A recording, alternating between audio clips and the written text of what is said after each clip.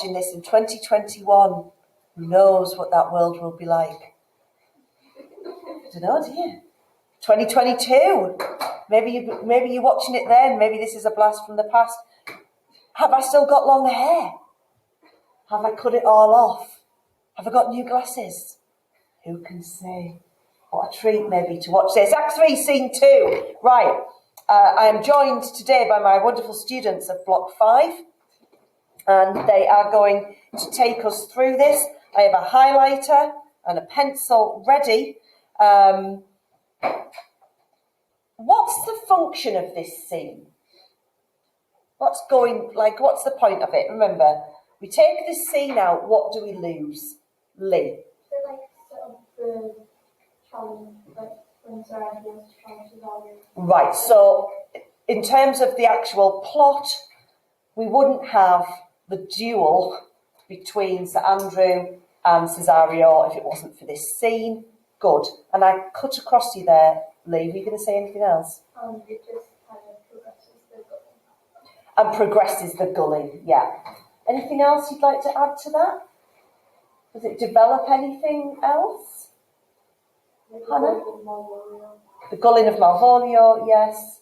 It kind of develops Fabian because of how he's successful in the gulling. Right. So in terms of Sir Toby's characterisation, the plot is being pulled off, he's successful. The characters start to develop more like malicious intentions rather than Right. more Good, I'm glad you said that. There seems to me some suggestion that the language here becomes that little bit more cruel.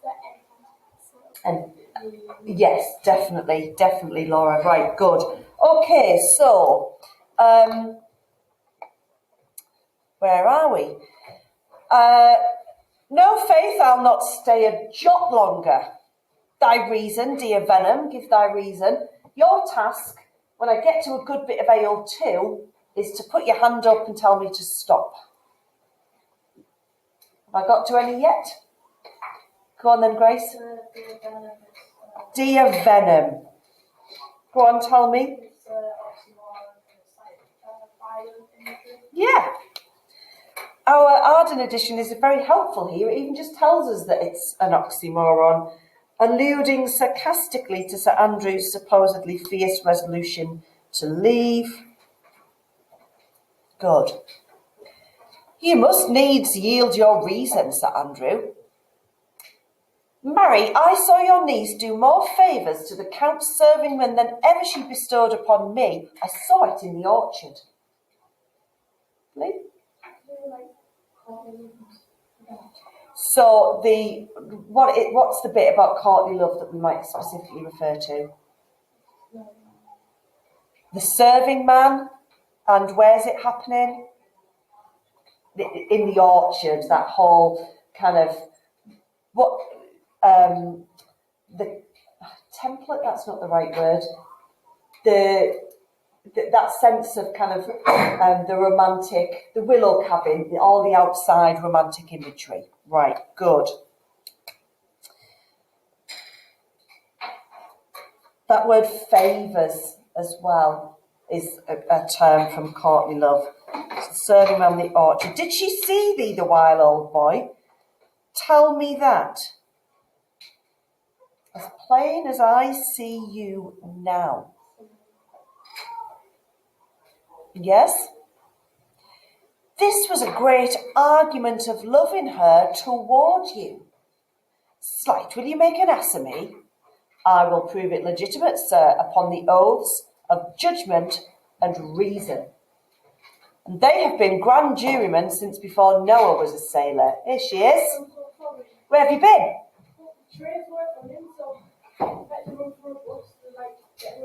All right, okay. The trains weren't running, so I had to run here. So I'm exhausted. George.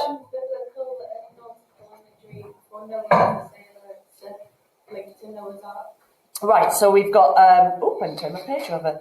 So we've got a biblical allusion. What's this thing? There's something else going on though. Good. So that recurrence of nautical imagery. Something else. Grace? There is, so we've got legitimate oaths, judgment, reason, so we've got that language of law. Go on, and something else. You're in the right area, and they. Go on, Ben, what is it? He says that judgment and reason have been grand jurymen. It's personification, isn't it?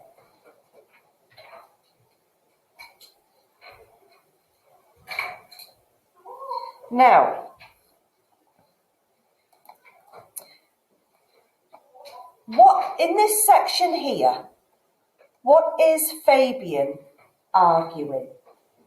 What's Fabian? Fabian's saying that there's a reason why Olivia did what she did in the garden. Go on, Grace.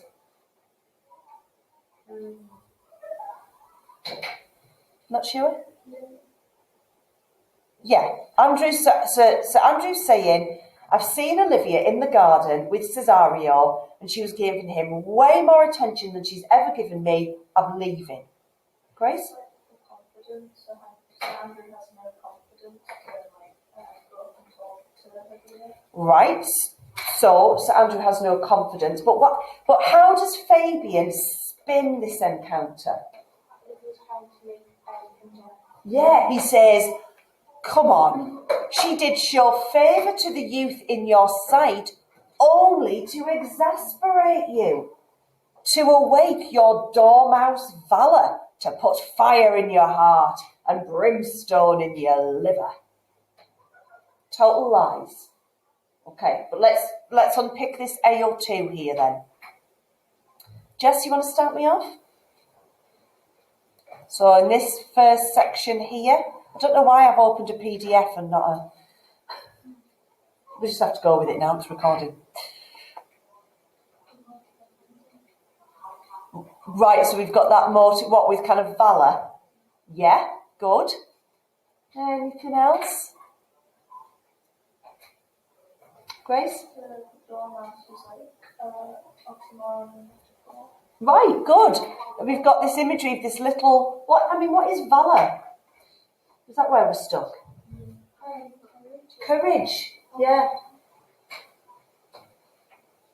To be valiant, brave and courageous. You know, like I am. What about this bit, Stephen? To put fire in your heart and brimstone in your liver. Yeah, he's not really putting fire in his heart. Unless he's got really bad indigestion.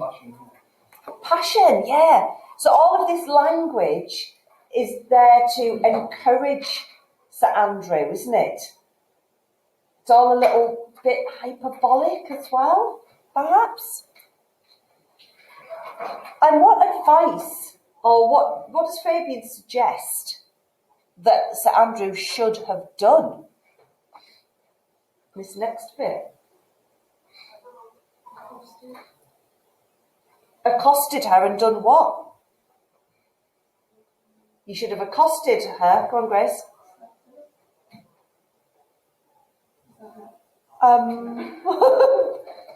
Tell me which bit that would be. Don't.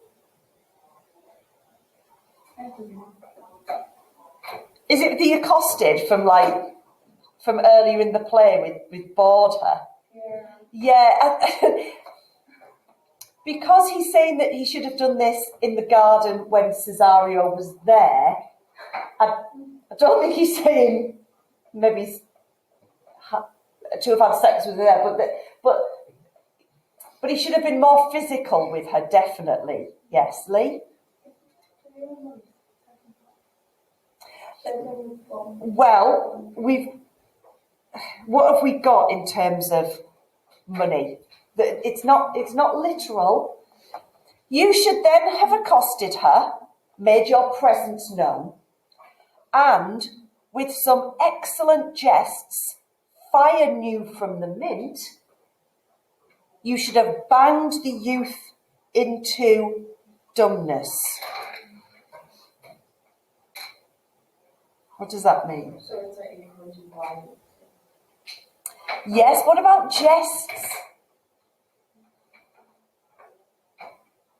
What's a jest? A joke. Yeah. Jests and japes. So he's not saying he should have literally beaten him up. What's he saying he should have used? His intelligence, his wit. These, with jests, fire new from the mint.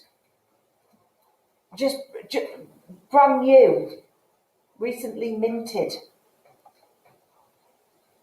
Right, so we've got a metaphor there, but we're back to that idea, that motif of money and transaction, aren't we?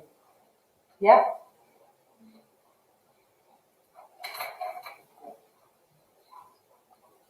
This was looked for at your hand, and this was balked. This was expected of you, and you missed your chance. This is what she wanted. The double guilt of this opportunity you let time wash off. Right. So what's going on here? So nice AO2 here. Let's look at our notes. Oliver? The double guarding. Go on. It says it's in gold-plated metal. Double gilding, as in gold-plated metal. Yeah. So, but what does that actually mean? Go on, Lee. It's like a good opportunity. It's like, yeah. So this was a brilliant opportunity. But come on, let's have some other people contributing. Piper? But you missed it. Yeah, come on, let's look at. It's just there in the notes. What does it also say? There's a pun on the word guilt. Yeah? So Andrew's fault in missing his opportunity with Olivia. They're being mean to him again. They're making him feel stupid that he missed this opportunity. Has he missed an opportunity? No, there wasn't one there. Olivia's not even aware of Andrew's existence, really, is she? So it's another form of bullying. You are now sailed into the north of my lady's opinion, another metaphor, where you will hang like an icicle on a Dutchman's beard, unless you do redeem it by some laudable attempt either of valour or policy. Right, what's going on there? Megan, any thoughts?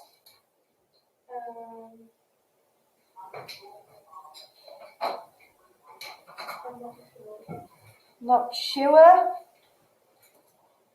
Grace? Time is like personified, so it's like the importance of time and how it's like missed this chance. Right, good. Good, Lee. Like flagging the idea of the Right, yes. Unless you do redeem it by some laudable attempt either of valour or policy. But it feels a little bit like kind of making it up on the spot as well, doesn't it? It's just very kind of spur of the moment. What's Andrew's response here?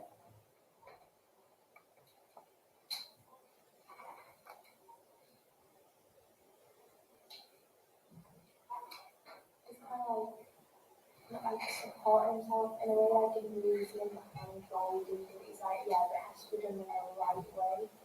Like handle her. Not exactly. It's not. So basically, he's given the choice by Fabian to do it with kind of valour or policy. And Andrew says, if it be anyway, it must be with valour. For policy, I hate. What's the difference between valour and policy? Yeah, policy is like, oh God, I can't get my words out today. Through like language or that kind of wooing. But so Andrew's saying, no, I need to physically show her what I'm made of. I had as lief be a brownist as a politician. Right, come on, it's in your notes. There's no secret here, Grace. Right, because a brownist, as our notes tell us, a follower of the separatist Robert Brown, who founded an extremist Puritan sect. So we're back to that idea, there's bullying within bullying going on, isn't there?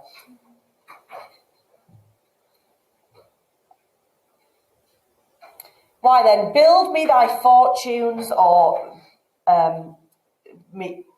build for me thy fortunes upon the basis of valour. Challenge me, doesn't mean challenge me, challenge for me the Count's youth to fight with him. Hurt him in 11 places. Why 11?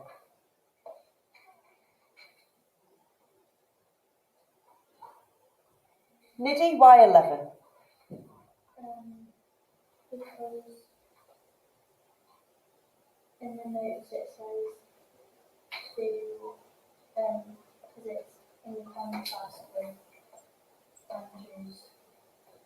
Andrew Fabian Coward. Yes, so what our notes say, an arbitrary and absurdly exaggerated number. If you were going to hurt someone, you would just say, hurt him in 1 or 2 places, but you wouldn't say hurt him in 11. Just totally random, isn't it? And it's the fact that Sir Andrew's not going to hurt him at all, never mind in 11 places.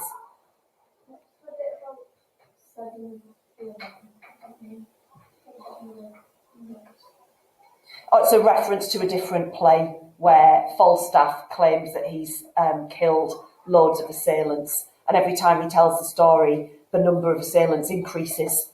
So it starts, I killed 2 of them, 5 of them, 7 of them. It's just like there weren't any there to begin with, to be honest. Nope. No, don't make references to other plays. Don't have time. Just head down, like you're caught in like headlights of the extract. You just focus on it.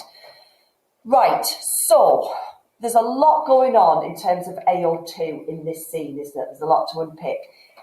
You lot need to become much more careful readers, particularly of the notes. You really need to slow down. I was a little bit alarmed where I said something about the end of the play in my previous lesson, and a girl said, "Oh, spoilers. There shouldn't be anybody at this stage who hasn't finished reading this play. You should all have read the whole thing, right? Even if it's just been a read-through where you didn't get all of it, but, it's gone half-term. We're in November. So you should all be at that point, we're coming to the end of Act 3. Act 4 and 5 are very short.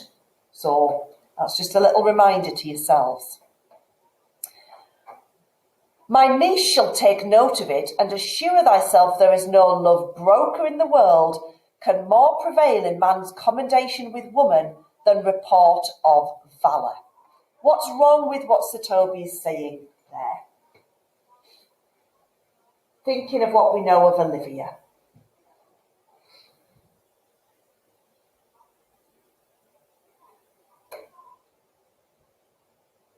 Well, Olivia doesn't really fall for the whole party of system. She likes more free speech and individuality.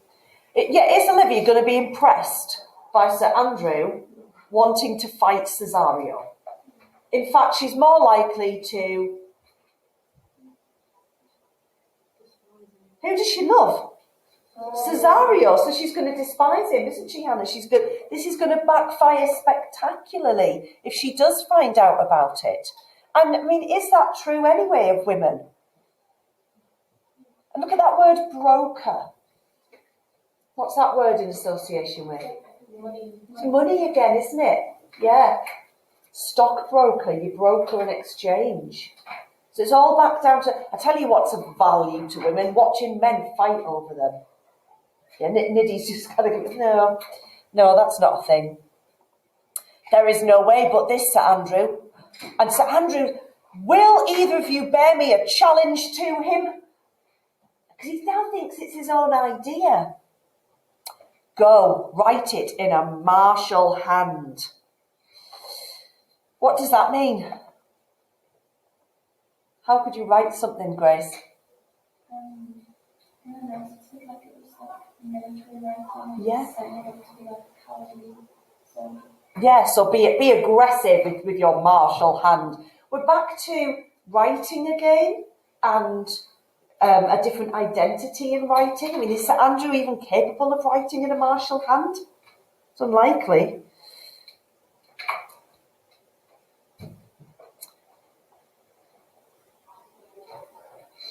I totally lost my place there. Be cursed and brief. It is no matter how witty, so it be eloquent and full of invention. Taunt him with the license of ink. I love that line. Taunt him with the license of ink. What does that mean? Come on, Lee's doing a lot of work today. Lucy? You can have more confidence if he writes it than like in person. Yeah, go for it. Everything that you'd like to say to his face, write it down. The license of ink, like, you can say more, can't you? It's what people do all the time, isn't it? On Twitter and Facebook, keyboard warriors. Would you like to say that to my face? No, thank you. I will deny everything. If thou vowest him some thrice, it shall not be amiss. Right. Vows and yews. What do we know about this?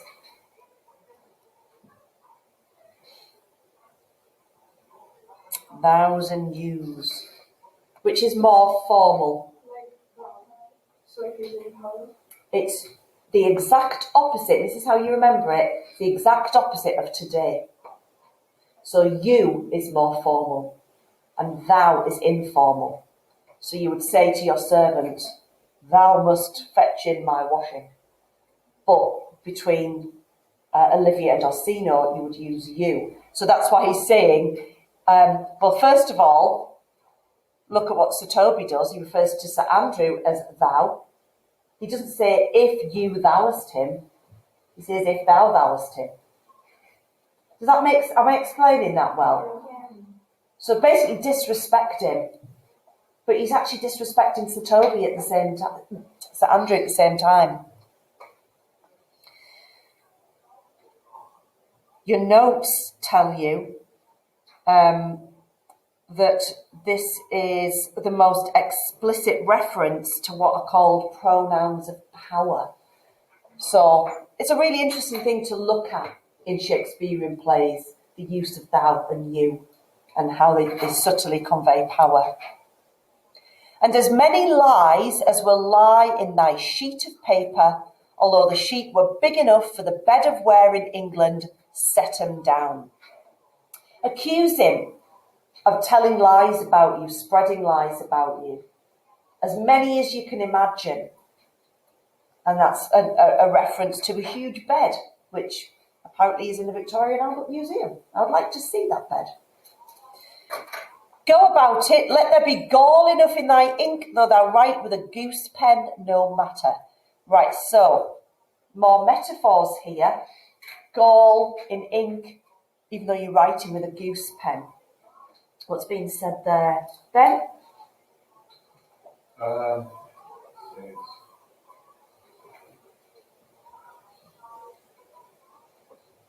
No, so I'm going to say much happening first.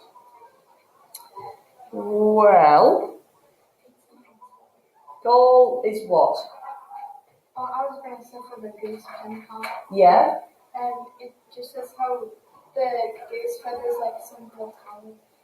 Right, so he's writing it, it's supposed to be in a martial hand, but he's using a goose feather pen as a symbol of his cowardice. He's having another dig at him. And the gall is the bitterness, right? Used as a dye, bitterness, as bitter as gall.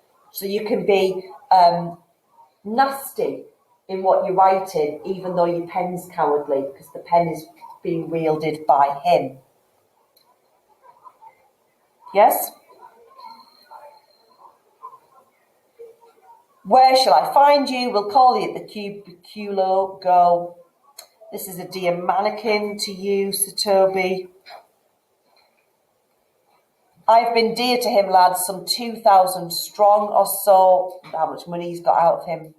We shall have a rare letter from him, but you'll not deliver it. Fabian thinks this is where the joke will end, that he'll just get him to write it out. Too right, I will. Never trust me then. And by all means, stir on the youth to an answer. This is what Laura was getting at, is that pushing it too far, taking the joke too far. I think Oxon and Wainwrights cannot hail them together. For Andrew, if he were opened, and you find so much blood in his liver as will clog the foot of a flea, I'll eat the rest of the anatomy. What a horrible image. First of all, that of anatomy and surgery. If you ripped him open, you wouldn't find enough blood in his liver, enough courage, enough valour that a flea could step in. And if you did, I'd eat him. Ew. I don't like Sir Toby. And Fabian says, because this bit, I think Oxon and Wainwright's there's no other way that we could get Cesario and Sir Andrew to fight, because Andrew's an absolute coward.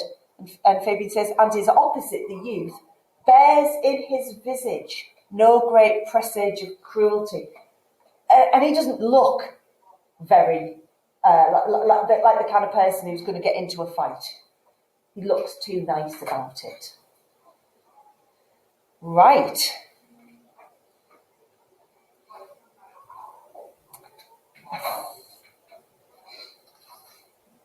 Did we take it to the end? Did I stop it there? And to Maria. I've got the sheet in front of me. Oh no, I did carry on.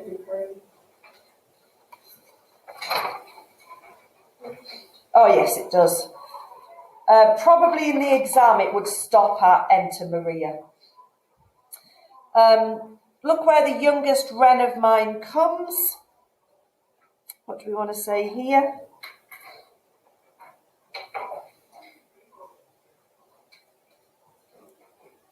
Just an affectionate term. Yes.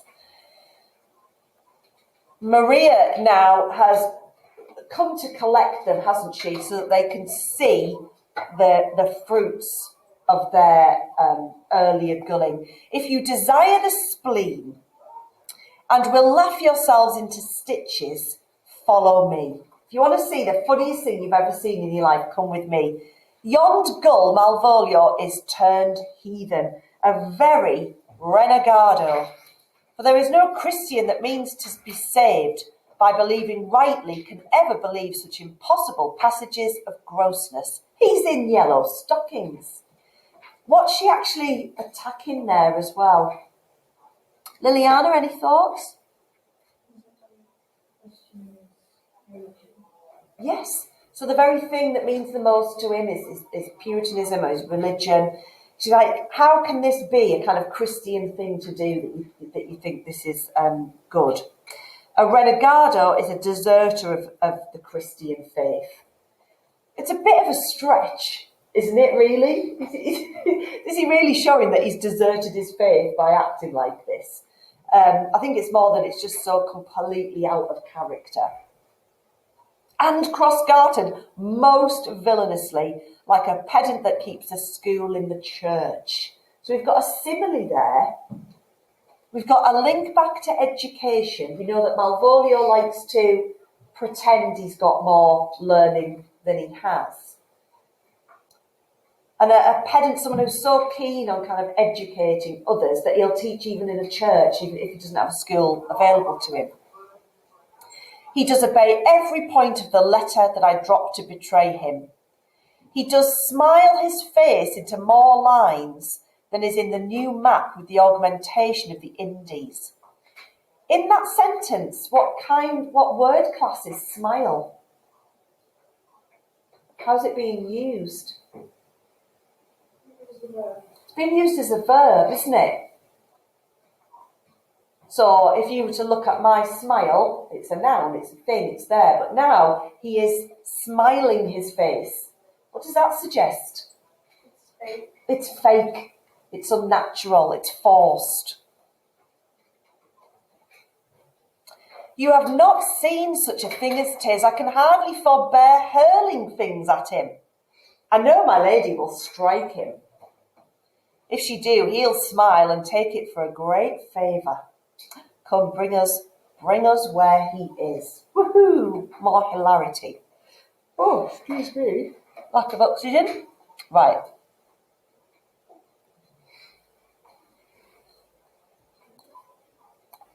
"30 minutes.